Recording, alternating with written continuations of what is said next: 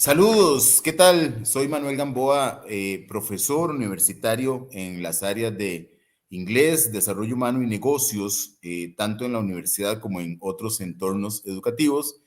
Y para mí es un gusto hoy compartir y reflexionar un poquito sobre el tema de la mediación pedagógica. Y es que cuando vamos a la raíz, a la base de esta terminología y encontramos el concepto de mediación, pues obviamente lo vamos a relacionar con un intermediario en qué contexto y en qué dominios, en qué áreas estamos hablando para partir de la comprensión del concepto. Estamos hablando aquel que está intermediando entre el alumno, el conocimiento, en el entorno, buscando que se construya el conocimiento. Si bien es cierto, esto surge en los años 70 como una propuesta pedagógica buscando empoderar más el conocimiento que construye el alumno en su entorno y lo venimos practicando a lo largo de los años, creo que tiene un auge muy importante, no solamente por lo que la misma teoría indica, sino porque cada vez es más necesario en este contexto y en la realidad actual el empoderamiento que podemos llevar para que el estudiante, a partir de esa interacción que tiene también con sus compañeros, con sus iguales a nivel del proceso de enseñanza-aprendizaje, puede hacer una reflexión y también una aplicación de los conocimientos que obtiene. En otras palabras, cuando hablamos de mediación pedagógica, hablamos de un proceso en el cual con los diferentes actores entre el estudiante, el docente, el entorno e insumos como el conocimiento, buscamos que el estudiante dé ese paso para que no sea la labor del docente nada más una temática unidireccional. Ya esto ha sido parte de lo que ha cuestionado y querido cambiar lo que ha querido cambiar la propuesta de mediación pedagógica, y por eso toma auge. ¿Por qué? Porque el docente ya no estaría en una condición de ser el que transmite, de ser el que sabe, sino más bien le daríamos un calificativo de facilitador, un gestor, para que en todo el proceso el estudiante pueda construir conocimientos a partir de estas reflexiones y la información que se comparte. Y al decir comparte, estamos considerando también a sus compañeros, el entorno, la vida, la realidad social,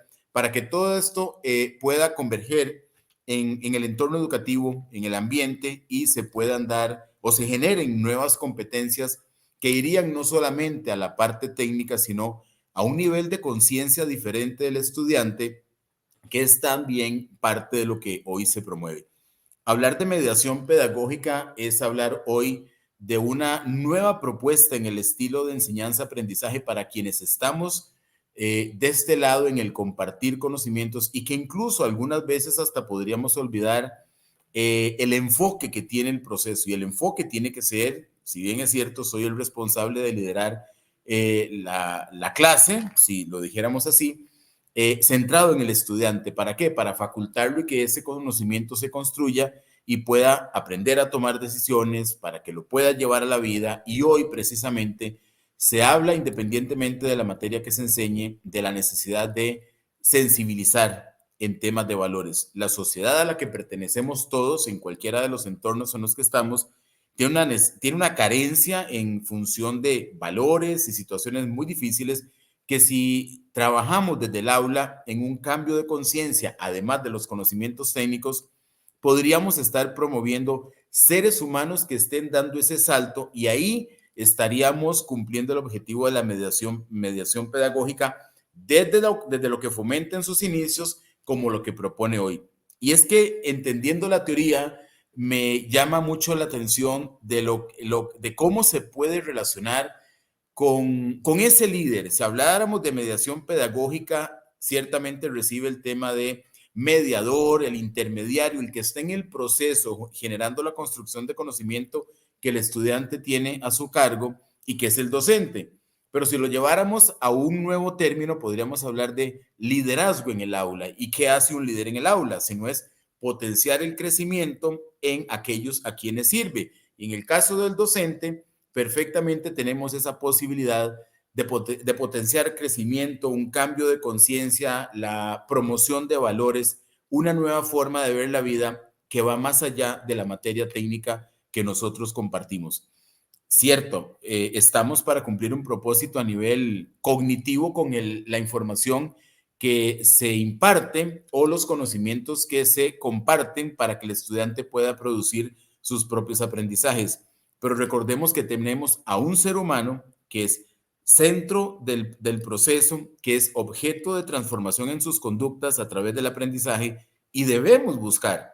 además del aprendizaje técnico, la posibilidad de que ese ser humano, ese alumno, ese miembro del equipo, también dé el salto para que cuando esté fuera del entorno educativo sea un ser humano de bien, tenga un nivel de conciencia, un nivel de compromiso para multiplicar aquello que hemos forjado en el aula. Entonces,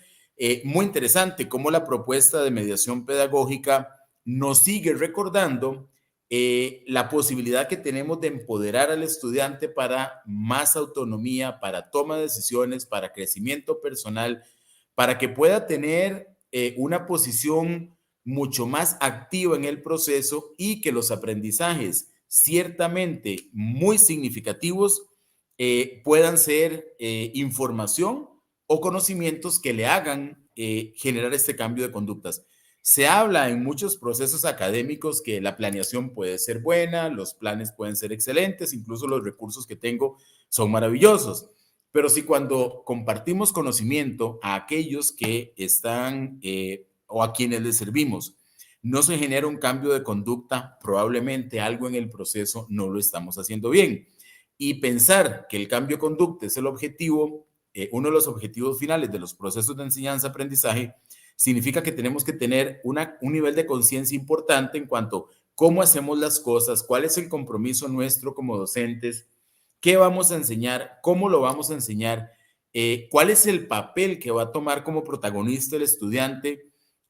a través de las herramientas que le vamos a proveer para ese proceso diferente en construir aprendizajes. No es solamente aprenderlos del maestro, ¿cierto? Le compartimos alguna información desde nuestras experiencias magistrales. La idea es, con esta propuesta de mediación, darle todos los insumos y empoderarle para que desde sus criterios pueda construir nuevos aprendizajes. Esto me lleva también a pensar en los dominios del aprendizaje y todo lo que tiene que ver con el conocimiento, en el cómo hacemos nosotros nuestra función. Y quizás compartirlo no es ni siquiera el compromiso total de que siempre, e incluso personalmente lo hago, pero sí es la señal permanente que debemos tener en una clase, en un aula, en un proceso de enseñanza-aprendizaje. Recuerden que hay muchos procesos abiertos, cerrados, académicos, formales, no formales, cursos, seminarios, aulas universitarias, pero siempre cuando estamos frente a otro ser humano que nos confía el aprendizaje, recordemos que no somos ni el dueño del proceso y que el aprendizaje debería estar centrado en ese estudiante a quien nos debemos. Y esto nos lleva a pensar en aquellos tres estados o aquellas tres dimensiones donde hablamos del saber, saber hacer y el ser. ¿Y cómo lo llevamos a la práctica? Si tuviéramos que hablar o asociarlo con mediación pedagógica. Hay una parte que me corresponde como maestro y es compartir la información. La gran diferencia es que algunas veces nos convertimos en el monólogo de la sesión y no permitimos que ese estudiante de quien estamos hablando precisamente, que construya competencias, que construya conocimientos, que tenga la posibilidad de hacer introspección, de interactuar, de reflexionar y de aplicar, no le damos la oportunidad. ¿Por qué? Porque se nos olvida muchas veces que debemos tener en cuenta una parte que nos corresponde como docentes, que es en el saber, en la transmisión del conocimiento a través de la técnica, la magistralidad, la dinámica, el recurso de apoyo. Y una parte que debemos cederle al estudiante para permitirle que en el saber hacer logre desarrollar, además de las competencias, la introspección, la práctica, y muchas veces nos quedamos en la primera. Ahí sí creo que es un tema para reflexionar y no quedarnos nosotros de una manera hasta inconsciente en el saber. Tenemos que tener una planificación pues clara en los tiempos, pero sobre todo el recordatorio permanente. La clase me corresponde dirigirla, pero la clase es del estudiante y es ahí donde debo centrar la práctica, el saber hacer. ¿Para qué? Para que luego el estudiante, además del saber que me corresponde a mí como docente, pueda practicar en el saber hacer las competencias que desarrolla o más bien pueda poner los conocimientos que adquiere en práctica para que de una forma más real, más objetiva, más de aplicación pueda darse cuenta que lo sabe hacer y nosotros a la vez percibir, monitorear, evaluar, si fuera el caso, que lo que estoy compartiendo está llegando, porque muchas veces nos quedamos quizás hasta tranquilos, pensando que lo hicimos bien y que la clase fue estupenda. Y nos hemos preguntado algunas veces, ¿será que el estudiante sabe hacer después de la magistralidad en la que yo casi absorbí el 100% de la clase? Pero como son tres escenarios, tenemos que pasar al ser. Y es en el ser donde hay un gran reto porque prácticamente ningún proceso de enseñanza-aprendizaje debería quedarse ni en la magistralidad del saber, ni en el saber hacer del estudiante, sino en el ser. ¿Y cómo forjamos ese ser para vincular desde esta mediación pedagógica que los conocimientos sean aplicados al contexto, a lo social, a ese ser humano que es el estudiante que va a ir a trascender a partir del aprendizaje independientemente de la materia? Bueno, dentro de la mediación pedagógica se habla de la interacción que tiene el estudiante con sus compañeros, con sus similares, con el mismo docente, con su misma persona, y ahí hay una gran posibilidad, incluso a través de técnicas de diálogo de discusión que podemos hacer en el aula, de provocar que el estudiante haga conciencia de la importancia que el conocimiento que está adquiriendo puede tener en el entorno social. Voy a darles un ejemplo nada más. Si yo estuviese dando una formación de cómo aprender a llenar un formulario para un futuro cliente que alguna vez, si lo lleno de forma correcta, no tiene que hacer dos veces el trámite, en el momento en que yo cumplo con la primera parte sería el saber, enseño cómo el formulario se llena. En segunda instancia, busco que a quien le estoy enseñando haga la práctica, que llene el formulario para pasar a al segundo nivel en el saber hacer y darme cuenta con qué podría apoyar, si hay retroalimentación necesaria a la hora de mejorar el proceso, pero paso al tercer escenario. No deberíamos técnicamente quedarnos nosotros en los dos primeros, deberíamos provocar que el estudiante en nuestra aula, a partir de los conocimientos que adquiere, haga algún nivel de conciencia de lo que puede transformar en valores para llegar e impactar a la sociedad. Y si habláramos del ejemplo del formulario, perfecto, enseño cómo se llena, el estudiante aprende, estamos en el saber hacer, pero necesito que ese estudiante, además de haber estado en el curso o en la formación de completar un simple formulario, por ejemplo, pase al ser. ¿Y cómo llegamos al ser? Cuando el estudiante con sus compañeros puede enfrentarse a un diálogo de discusión de la importancia o sobre la importancia de llenar un formulario correctamente, a partir de valores, podríamos trabajar el nivel de conciencia para que en el futuro, cuando esa persona esté llevando a la práctica lo que aprendió a hacer, lo haga con un compromiso mayor, de manera que hacerlo bien ya estaría haciendo el aporte social y su futuro cliente o su futuro, la persona que estaría esperando que lo haga de forma correcta, no tendría que devolverse, no tendría una equivocación que quizás hasta lo haría desistir del proceso. Ahí vemos un ejemplo muy claro de cómo saber, saber hacer y el ser.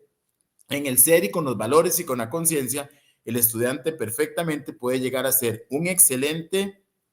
generador de aportes sociales y ahí veríamos el proceso educativo desde la mediación pedagógica muy alineado a técnicas que podemos revisar para preguntarnos siempre,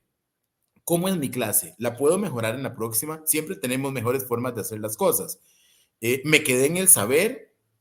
pasé al saber hacer, permití el ser a través de los diálogos, discusión que podemos generar en clase para que el estudiante haga conciencia de la importancia de esos conocimientos en la sociedad. Mediación pedagógica, ciertamente les decía que viene de los años 70, pero cada día necesitamos reforzar más el concepto y si el nombre se mantiene, hasta le podríamos rediseñar nuevas propuestas educativas, a pesar de que mediación pedagógica sigue siendo el nombre, es pensar cómo yo docente, siendo un actor importante en todo el proceso, puedo impactar al estudiante en una forma diferente de aprender, recordando que no soy el que sabe todo, simplemente soy un facilitador, un intermediario para la construcción de conocimientos, donde yo solamente aporto y busco que desde los niveles críticos, desde la introspección, desde la reflexión, el estudiante pueda construir su propio aprendizaje, llegar a ser más autónomo, saber tomar decisiones y entender el rol que juega en la sociedad a partir del aprendizaje que adquiere. Muchísimas gracias.